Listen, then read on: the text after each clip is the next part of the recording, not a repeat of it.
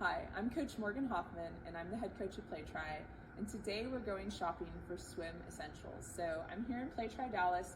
We've got a really great selection of all of the basics that I want for my new athletes to have. Let's start with goggles. So I usually recommend for goggles that you get something that first and foremost feels really comfortable and that gives you a good field of vision. We also want to make sure that you take the goggles out of the packaging and try them on before you buy them. The way that you do that is you take the front part of the goggle and press it into your eye sockets and see if it sticks. These are too big for me, so I would probably look for something a little bit smaller. If you don't get a good suction when you try the goggles on, it means that you're probably going to be dealing with leaks when you actually get into the water with them. Additionally, all goggles come with anti-fog on the lenses, but it does wear off over time, so we recommend that you get either an anti-fog spray or wipe so that you can just reapply it when it starts to wear off versus having to buy a new goggle. Next, we want to make sure that all of our athletes are swimming with a swim cap.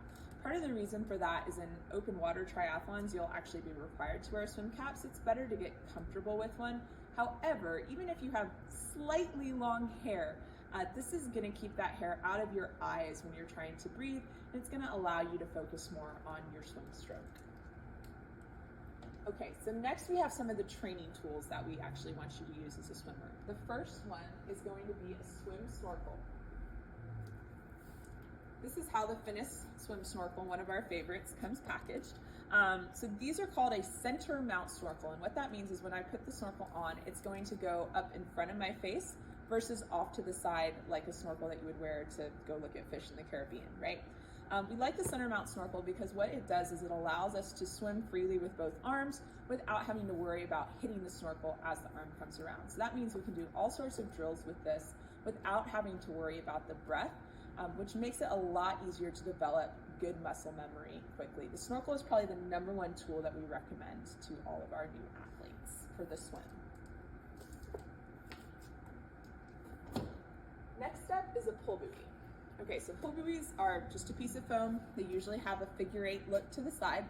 And when you use them, you just put them between your legs, and they're designed to allow you to swim without kicking.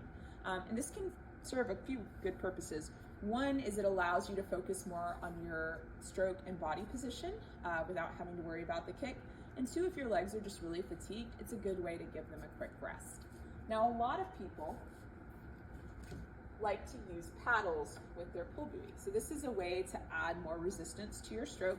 It can help athletes feel the water better, so it makes it easier to work on your catch and pull under the water and understand how effective you're being. We prefer a strapless paddle like the Finnis Agility paddles.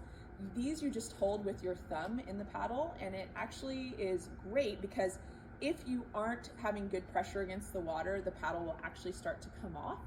Which is great from a safety standpoint because you're less likely to injure yourself using these paddles because they're not going to let you swim with a poor stroke when you're wearing them, which is a huge benefit to new swimmers.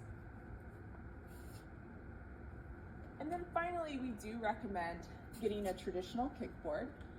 These can be really great. One, if you ever have an issue with your snorkel and you need to just do regular kicking with the head out of the water.